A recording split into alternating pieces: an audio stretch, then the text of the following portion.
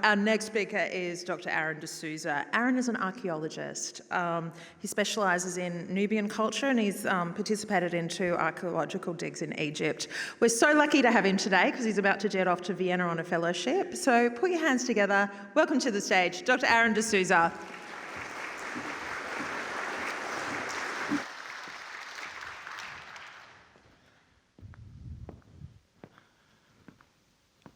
Two words.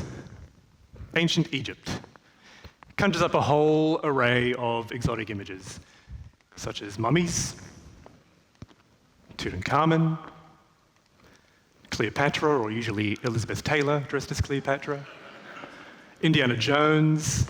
If I had $1 for every time someone told me, you must be just like Indiana Jones. Sometimes cats, but not really for me because I don't like cats.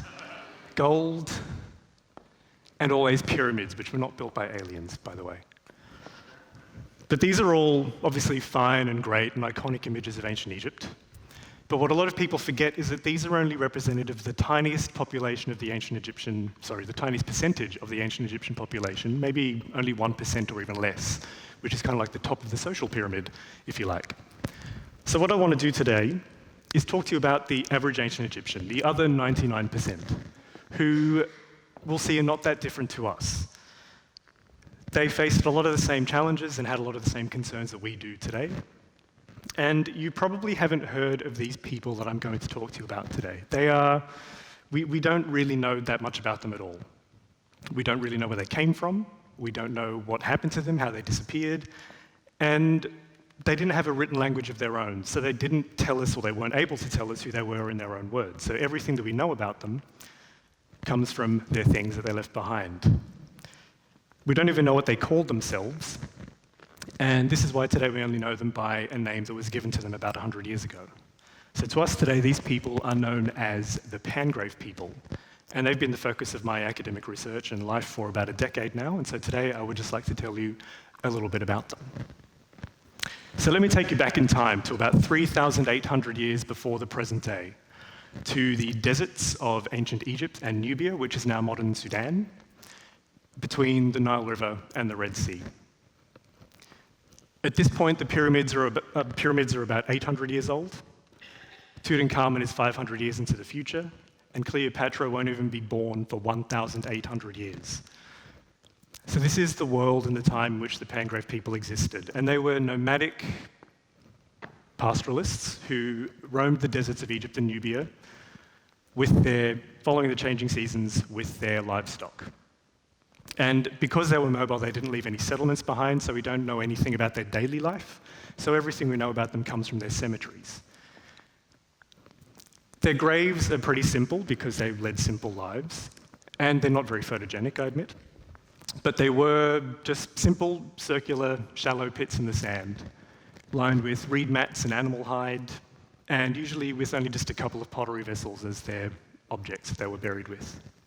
But where the graves are simple, the people themselves were richly adorned.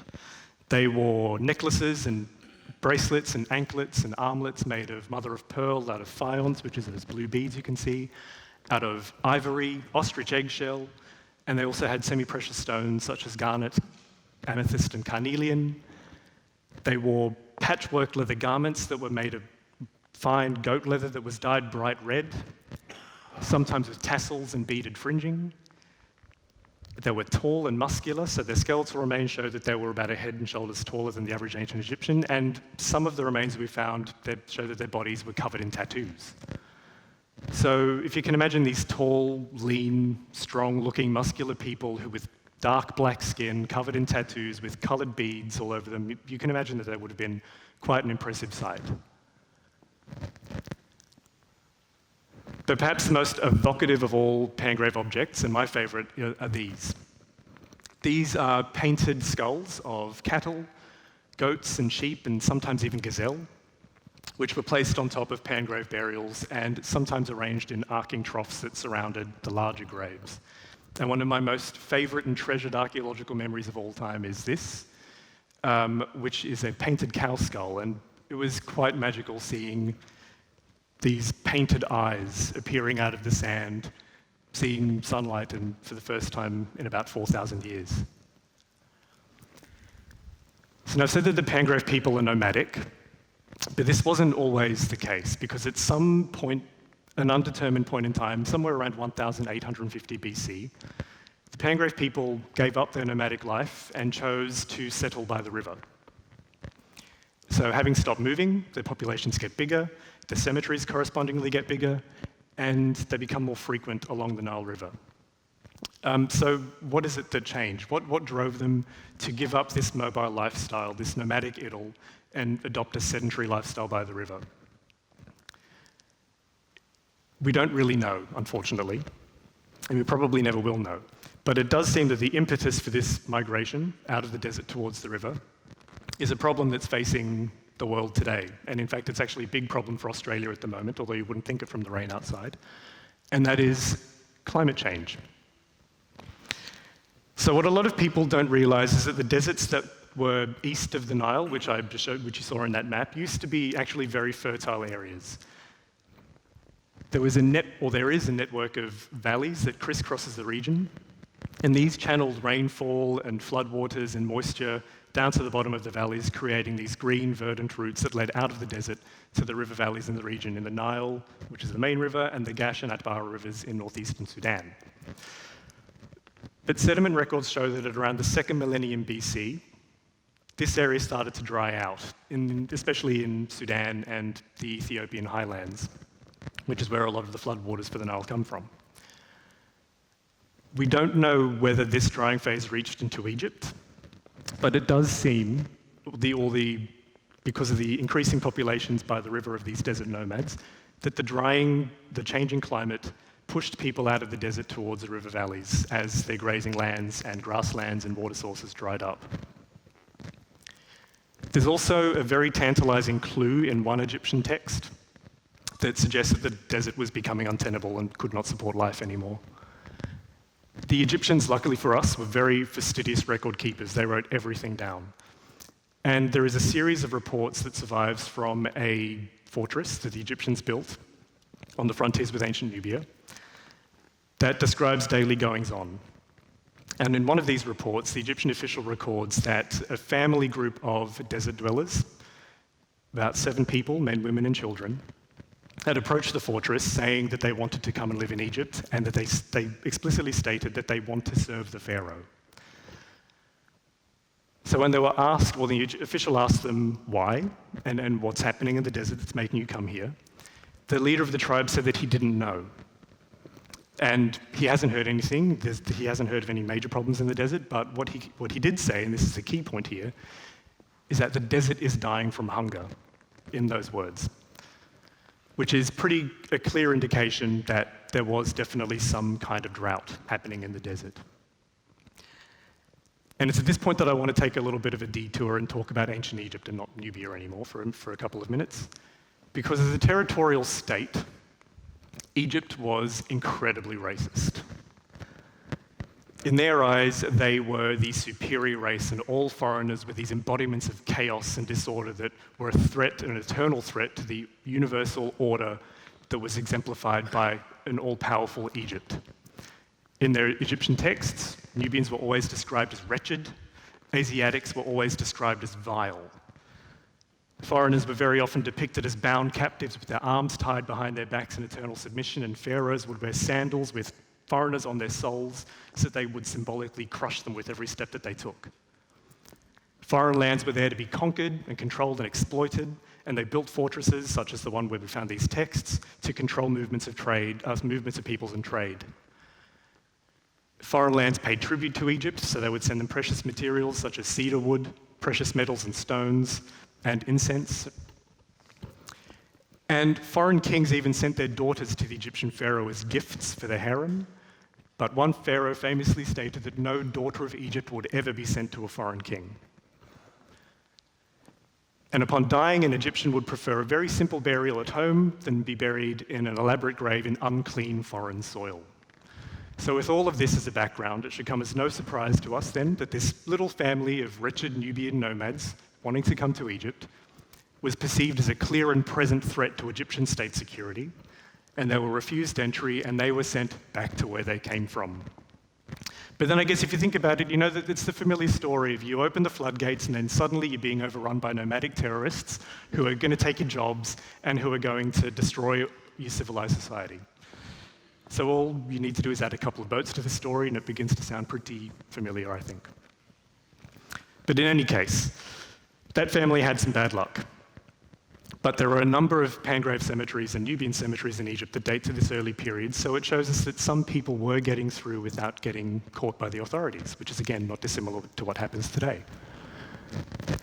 Which brings us to the next challenge that was faced by the Pangrave people, but also by Egyptians. But it's also a challenge for many countries around the world today, and Australia is certainly one of them, and that is culture clash.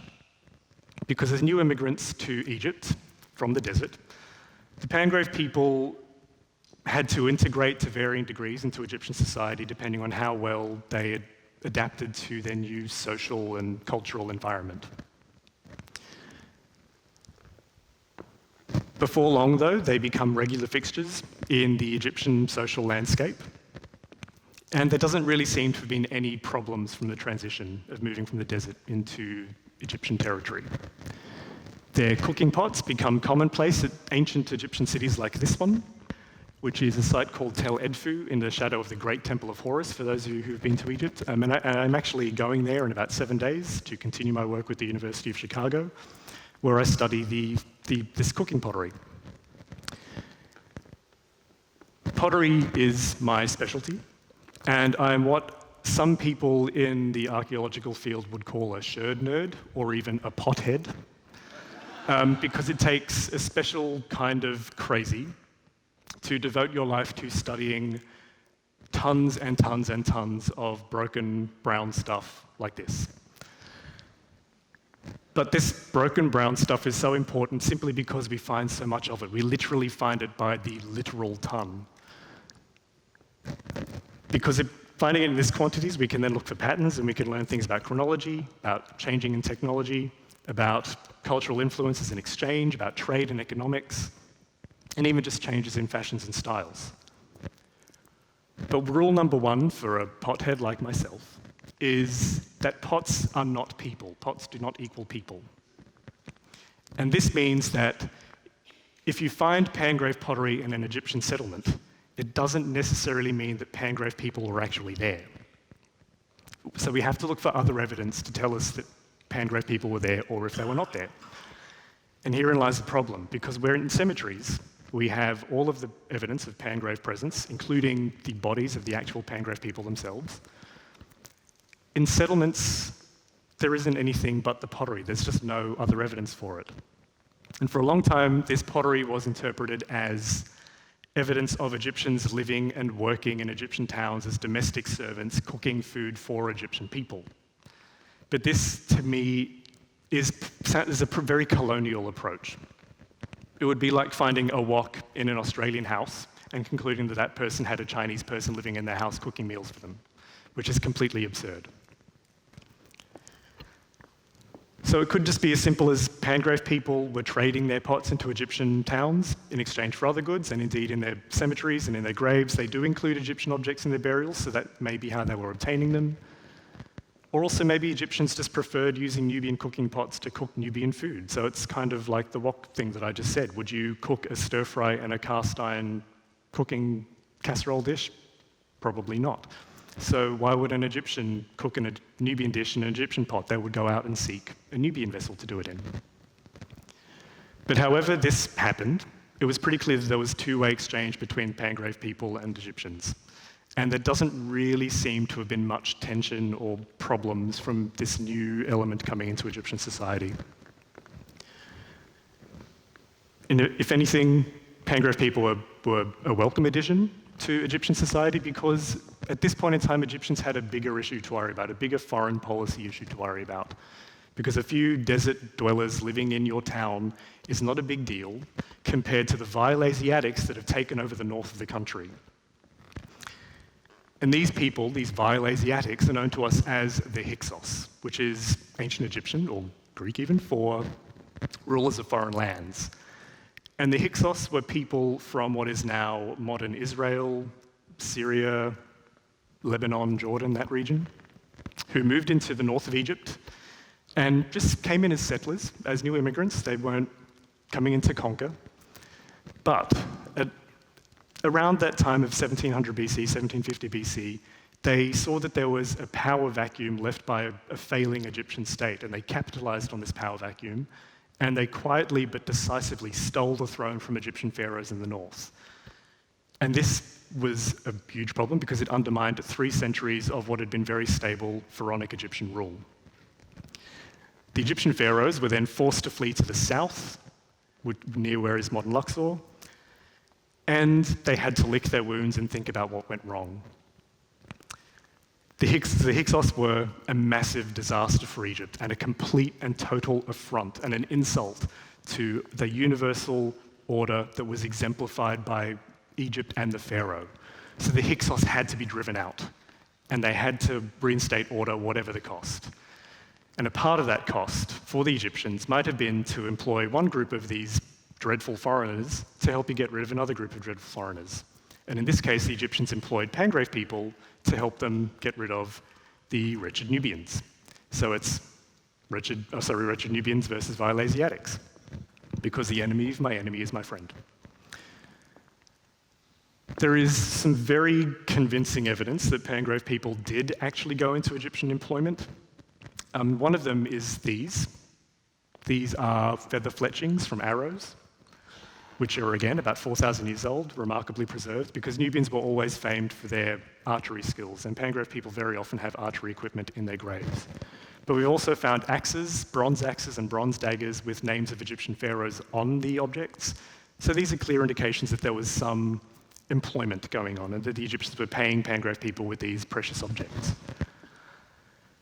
So living and working in such close quarters with ancient Egyptians, it's probably no surprise then that Pangrave people began to adopt and adapt to Egyptian customs and traits and began to incorporate these into their life and certainly in their graves. Because their circular graves, we know, change from being circular to these deep rectangular shafts with Egyptian objects in them that were not dissimilar to Egyptian graves of the day. And that process of assimilation, which we call Egyptianization in the field, was often used as a reason to explain this mysterious disappearance of the Pangrave people, because they disappear at some point, but no one really knows how or why or where they went to. And the theory of Egyptianization goes that the Pangrave people adopted so many Egyptian traits and customs and so many Egyptian objects into their graves that they begin to look Egyptian and blend in with real Egyptians, and effectively, archaeologically, they disappear. But in my opinion, this is a load of rubbish. And it was the topic of my master's thesis many years ago. Because no matter how much Egyptianization goes on, they're always Pangrave people. So yes, they adopt Egyptian traits and their graves change shape. Yes, they put Egyptian objects in them. But no matter how Egyptianized the graves become, the Pangrave objects in those graves mark these people out as being clearly not Egyptian. They always have Pangrave pottery, like these 2 things at the bottom of the screen. They always have beads, Pangrave beads, and they've always got these painted animal skulls. So these people are very, very clearly, definitely Pangrave people, and they're identifying themselves as such. So no matter what they did in life, whether they lived in Egyptian towns, whether they spoke Egyptian, whether they ate Egyptian food, whether they married Egyptian people, whether they worked for Egyptians, one thing is always very clear, and that is when they die and are buried as Pangrave people. And so we can see that their original cultural identity that they brought with them from the desert remained so strong and so ingrained in their being that they made sure that it was communicated in the way that they buried their dead, and they wanted to take it with them to the next world. And that brings us to the final challenge that is faced by Pangrave people, or was faced by Pangrave people. And it's a problem that faces every single person in this room, and it's a problem that faces, or a challenge that faces everyone in the world, and has faced everyone in the world at all times at some point. And that is death and dying, something that we can't escape. So most of us will have some concept of what an Egyptian tomb looks like, even if you've never been in one. But the tombs that we see in books and on TV again, from the royal and elite ruling classes. They're not for the normal person. So all of those grand corridors with the multiple chambers that are carved into living rock, that are decorated with fine engravings and painted in jewel-coloured scenes depicting a pantheon of gods and religious texts, they're all for the ruling elite. They're not for us. But having been in many of these tombs myself, not wanting to brag, they're beautiful, and they're imposing, and they're intimidating, and they communicate the wealth and power of that person. But what I find with these tombs is that they can be a little bit aloof, and it's difficult to relate to the owner of that tomb and the death of the owner of the tomb on a human level and on a personal level. But this is certainly not the case for the Pangrave people. Because for me, what sets Pangrave burials apart is their humanness. They're incredibly human burials. And there's no better expression of this humanity than one very enigmatic feature of a site that I've been fortunate enough to excavate myself with my own hands, that literally allows us to reach across time, almost 4,000 years, and actually literally touch the past. So now I want to take you back to Egypt, to a site called Hierakonpolis. This is down in the south of Egypt, about 8 or 9 hours south of modern Cairo. It's one of the most important and sacred sites in all of Egypt, and it's home to a number of relics from Egypt's first kings. And there was a documentary actually on TV a few weeks ago, if any of you saw it, about this place. So one of the most famous objects to come from Hierakonpolis is the Nama palette, which is a ceremonial object commemorating the unification of Egypt under the first pharaoh. And this impressive structure is the enclosure of the pharaoh Khasehemwi, which has stood sentinel over this site for over 4,800 years. And the documentary that I mentioned was about one of the earliest elite cemeteries in all of ancient Egypt, but it wasn't just the burial place for humans, it was also a burial place for animals. They found a menagerie like a zoo of animals there, including dogs, ostriches, cattle, leopards, hippopotami, crocodiles, and even elephants were buried here. And this was all to eternally show the wealth and power that lay in the hands of these people that ruled at Hierakonpolis. But in amongst all of these impressive and monumental structures is this little place, which is called HK47. And it doesn't look like a lot from the surface, it just looks like sand and rocks. But if you scratch the surface just a little bit, you'll be finding yourself immediately transported back to 1800 BC. HK47 is one of only 5 Pangrave cemeteries that is still accessible to archaeologists today. All of the other ones have been lost to urban expansion or to the floodwaters of Lake Nasser. And I was lucky enough to excavate here in 2017 with a team from the University of Oxford, and it was a hugely significant opportunity for me to learn more about these people about whom we know so little. But I want to focus on one particular feature of this site. There's a lot that I could tell you, but we don't have time for that. I literally have 6 minutes and 36 seconds. So what I want to focus on is this greyish-brown triangular thing that you can see in this picture. This is what we call the pavement. Pavement is a bit of a misleading term because it is actually a natural feature. It's a natural layer of mud that covers a large portion of the site, or a large portion of the site that we've excavated so far. We don't really know what the pavement is because it is completely unique. There is no other comparable feature at any Egyptian or Nubian or any cemetery that we've ever encountered in Egypt. So we don't understand its significance, but it was clearly very important to the Pangrave people that were buried here because it was a focal point for offerings, which were placed either on the surface or cut into the pavement. And most of the graves of the site were dug into the loose sand that you can see immediately adjacent to the pavement. So these people were very connected to this feature. But the pavement itself was also a burial place. And we found at least 3 burials that were placed on the surface of the pavement. So they weren't actually buried, but they were just covered over with sand and debris. But the remarkable thing about all 3 of these burials is that they were burials of infants and children, all under the age of 1 year old. So these tiny little bodies were placed on the pavement and they were given the same care and treatment as was afforded to an adult member of society. They were lain in baskets, they were swaddled in textiles and cloth, and one of them was anointed in so much resin that its body had become almost glued and adhered to the surface of the pavement. So now let's take a bit of a closer look at the pavement. All of the dimples that you can see and the little pock marks, these aren't natural. These are, believe it or not, these are fingerprints. These are fingerprints and handprints left there by Pangrave people that used this site as a cemetery almost 4,000 years ago. And I didn't believe it myself either. And then I saw this, which probably doesn't look like much to you right now.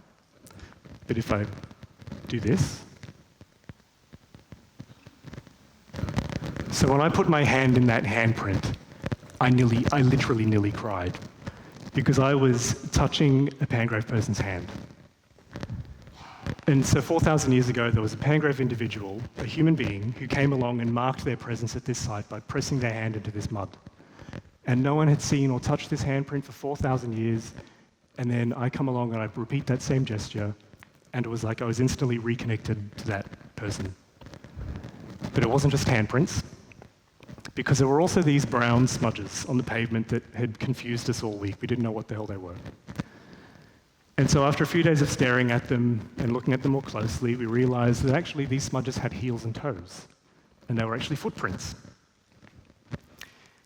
So now not only could I touch a Pangrave person's hand, I could actually follow in their footsteps. But where were they going? We have no idea. So fast forward a few days, and we find this thing, which is one of the above-ground burials that I mentioned earlier. It is called Grave B20, and it was the burial of a child about 1 year of age.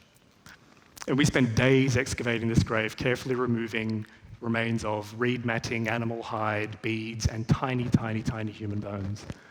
And then we had to prepare it for photography. So we made sure it was as clean and defined as possible. And one of our workmen brushed away the sand around the grave. And what I saw at that point made my heart stop. Because what we noticed were that there were brown smudges around the grave, which are the same brown smudges that we saw elsewhere on the pavement. And there were large ones and small ones, and they were all in pairs. So the grave was surrounded by footprints. And what we realized is that there were adults and children, so there were a family, who had once stood around this grave, again, about 4,000 years ago, and we realized we were looking at a funeral. So about 3,800 years ago, you can imagine this grieving, heartbroken family carrying the body of their deceased child in a basket, swaddled in textiles, wearing all of its jewelry, and they gently place this basket on the ground. And there was one footprint that was half underneath the basket, which I believe captured the moment that a parent, a mother or a father, stepped forward and put the basket at their feet. And then they covered the grave in sand. They performed their rituals. They said goodbye, and then they walked away. And they left behind them this trail of footprints, which captured this moment of grief forever. Now, I've excavated a lot of graves in my time, but this is probably one that I will never, ever be able to forget. Never in my life did I ever think that this little boy, me, who built sand pyramids at the beach instead of sand castles, and who secretly mummified bits of steak under his bed, would one day actually become an archaeologist and be able to do stuff like this. So I'm literally living my childhood dreams. And I feel so privileged to be able to have direct access to these ancient lives and to share these stories with you. But what I wanted to say is that it's not just me, because we're all privileged, as equally privileged as I am. Because the past isn't just the past, it is our past. It's everybody's past. And we carry these ancient stories with us wherever we go without even knowing it, because the same stories and challenges that we live and face today are the same stories and challenges that everyone has faced for thousands and thousands and thousands of years. So if nothing else, I hope that my little journey to Egypt today has shown you that we're always connected with our past and reminded us that we're always connected by our past. And that sometimes the past is so close, you can actually touch it.